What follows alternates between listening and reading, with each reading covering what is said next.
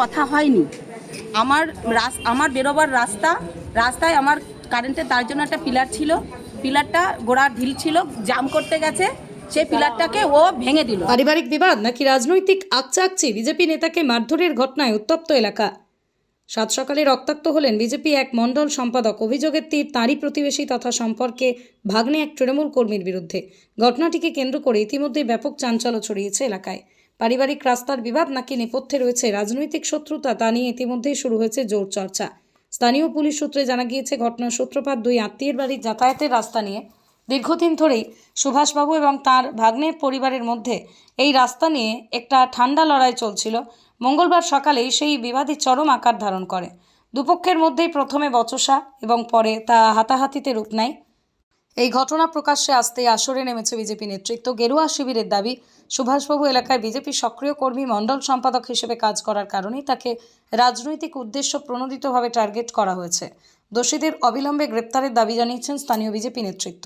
আমি বাড়িতে বসে রয়েছি, হঠাৎ দেখে আমার মণ্ডল কমিটির সম্পাদক সুভাষ মিত্র ছুটতে এসছে, তার নাক দিয়ে মুখ দিয়ে রক্ত পড়ছে, মাথা দিয়ে রক্ত পড়ছে। ওসে বললো, কাকিমা আমার ভাগ্নে, আমার দিদি, আমার জামাইবাবু আমার মাথাটা ফাটিয়ে দিয়েছে, আমাকে মেরেছে, আমার বাড়ি ভাঙচুর করছে। ও এসে আমাকে এটা বললো। আমি তৎক্ষণাৎ দেখলাম যে আমাকে হসপিটাল যাওয়া হচ্ছে, যেহেতু ওকে এইভাবে রক্ত ধরছে।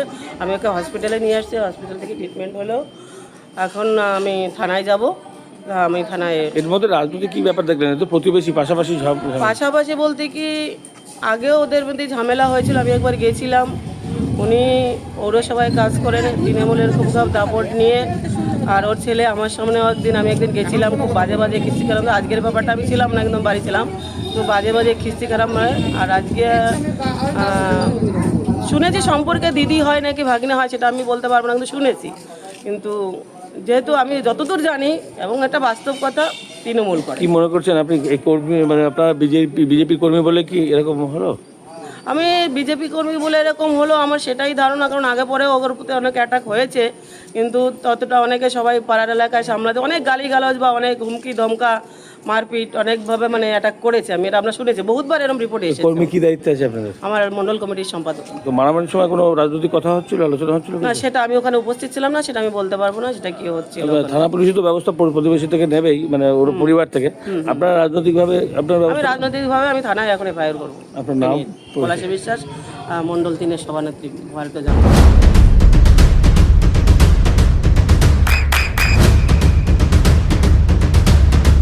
বৃষ্টিতে স্বস্তি।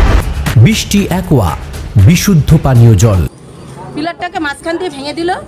পিলারের গোড়া একটা পেঁপে গাছ ছিল, এইটুকু, সেটা আমি তুলে দিয়েছি। পিলারের যাতে জাম করতে পারছিল না, এই কারণে। আমার বাবার ছেলে, আমার সঙ্গে কোনো সম্পর্ক নেই। হ্যাঁ, মানে সৎ ভাই কি? না, আমরা এক মায়ের পেটের রক্তের, এক রক্তে। আচ্ছা, ওটা আপনার ভাই? হ্যাঁ। এবার রাজনীতি নিয়ে কোনো কথা হয়নি, কোনো গন্ডগোল হয়নি, কিচ্ছু না। তাহলে মাথাটা ফাটলো কি করে? মাথা ফেটেছে, ও পড়ে গেছে, আমাকে মারতে গেছে, আমাকে আমার পিলার ভেঙে দিয়েছে, আমার ছেলে ঠেকাতে গেছে, ও পড়ে গেছে, পড়ে গিয়ে লেগে মাথা ফেটেছে। আমার ছেলে মারেও নি, কিচ্ছু করেনি। রাজনীতিগতভাবে কিছু তৃণমূল করে না, তৃণমূল আমি পুরসভার টুকটাক কাজ করি, সেই হিসাবে আমি কোনোদিনও তৃণমূলের দাপট দেখাইনি। কেউ বলতে পারবে ওনারা রাজনৈতিক অভিযোগ তুলছেন না। রাজনীতি নিয়ে আমাদের কোনোদিনও ঝগড়া হয়নি, এটা পুরো মিথ্যা কথা, পুরো মিথ্যা।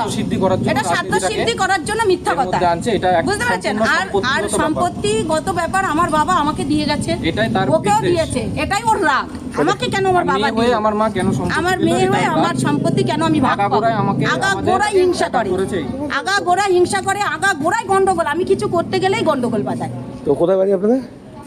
পাড়া হচ্ছে সামনে বিবাদী নগর। তো আপনাদের বিরুদ্ধে থানায় অভিযোগ জানাবেন? আপনারা কি জানাবেন? জানাবো। কি নাম আপনার? কারণ আমার ছেলেকে গলা টিপে ধরেছে, আমার ছেলে ঠেকা থেকে যদি একটু ঠালা লাগে পড়ে গিয়ে যদি বলে আমার ছেলে মেরেছে। আর আমার বর এত শান্ত, আমার বর কাউর সঙ্গে কোনো ঝগড়া করে না, অশান্তি করে না। আমার নাম শিপ্রা মণ্ডল। ছেলের নাম সৈকত মণ্ডল। মেরেছে বলতে আমার পিছনের বাড়ি, আমার গাছপালাগুলো কেটে দিচ্ছিল বলতে গিয়েছি। আর ছোটো ছেলে, মা, বাবা 3জনে মিলে আমাকে দিয়ে এসে এই অবস্থা করেছে। আপনার বিরুদ্ধে বলছে আপনিও মেরেছেন? তা বোন দেখুক, আশেপাশের লোক আছে, তাদের কাছে জিজ্ঞাসা করুক আমি মেরেছি কিনা, আশেপাশের লোককে জিজ্ঞাসা করুক আমি কাউকে মারি কিনা। রাজনৈতিক কি বিষয় আছে? রাজনীতি তো অবশ্যই আছে। কি কারণে? আমি বিজেপি করি, তারা তৃণমূল করে। আমি বিজেপির মণ্ডলের মানে মণ্ডলের মধ্যে আছি। কি দিয়ে মারধর করলো? কি দিয়ে মারধর করেছে বলতে আমি তো দেখিনি, আমাকে ঘিরে ধরে মেরেছে। হাতে কার কাছে ছিল আমি জানি না। কিন্তু বলতে পারবো না কে কি দিয়ে মেরেছে। মারধরের সময় কোনো রাজনৈতিক কথা হচ্ছিল কিছু? রাজনীতির কথা তো ওরা বলছিল, আমি কিন্তু চুপচাপ মার খেয়ে গেছি। কি বলছিল? তৃণমূল করে সে কথা বলছে। হুম, এখন কমপ্লেন লেখাবেন? এখন তো কল্পনা লেখাবো, আমার সভানেত্রী আছে, আমার মন্ডল সভানেত্রী আছে, এখন ওনার পরামর্শে সব কিছু করতে হবে। কি নাম আপনার? আমার নাম সুভাষ মিত্র, বাড়ি পাওয়া।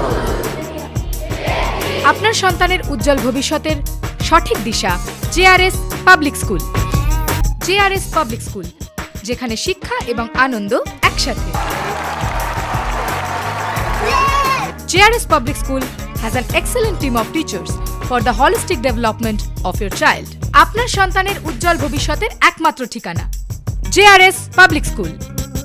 আপনি কোথায় ইনভেস্ট করবেন, কেন করবেন বুঝতে পারছেন না তো? সঠিক গাইডলাইন পেতে আজই আসুন নদিয়ার চাকদাতে নিবেদিতা প্রাইভেট লিমিটেডে।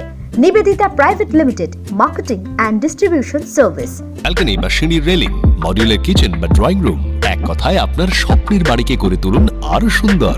Chakdah ply centre, gorgeous look বা কোয়ালিটি সবে 3 number 1 Chakda ply centre. Chakda ply centre, KBM, Chakda, Nadia. হোমওয়ার্কটা করেছো? হ্যাঁ স্যার। এ বাবা, ভুল করেছো কেন? চোখে কেমন ঝাপসা দেখছি, লিখতে আর পড়তে খুব সমস্যা হচ্ছে। চাকদার মডার্ন অপটিক্স থেকে ভালো চোখের ডাক্তার দেখিয়ে নাও। প্রতিদিন প্রকৃত চোখের ডাক্তার ও দৃষ্টি বিশেষজ্ঞ মডার্ন অপটিক্স চাকদহে। চাকদা অ্যালুমিনিয়াম সেন্টার, প্লাই, কাঁচ, laminates, kitchen fittings, door lock, window ও অ্যালুমিনিয়ামের খুচরো ও পাইকারি বিক্রেতা। চাকদা অ্যালুমিনিয়াম সেন্টার, পূর্ব লালপুর 50 নম্বর রেলগেটের পাশে, চাকদা, নদিয়া। নদিয়া জেলার সবথেকে বড় বিল্ডার্স চাকদার মা মনসা বিল্ডার্স, রড ও সিমেন্টের পাইকারি ও খুচরো বিক্রেতা। মা মনসা বিল্ডার্স, পদ্মবিলা, চাকদা, নদিয়া। রুম রে মাত্র 1500 টাকা থেকে স্টার, খাওয়া দাওয়া রিজনেবল প্রাইস। নদিয়ার একমাত্র 3 স্টার ক্যাটাগরি হোটেল এনবি সোনার বাংলা হোটেল, কল্যাণী এইমসের ঠিক উল্টো দিকে, কল্যাণী, নদিয়া। নদিয়ার একমাত্র অথরাইজড ডিস্ট্রিবিউটর ঘোষ কমিউনিকেশন।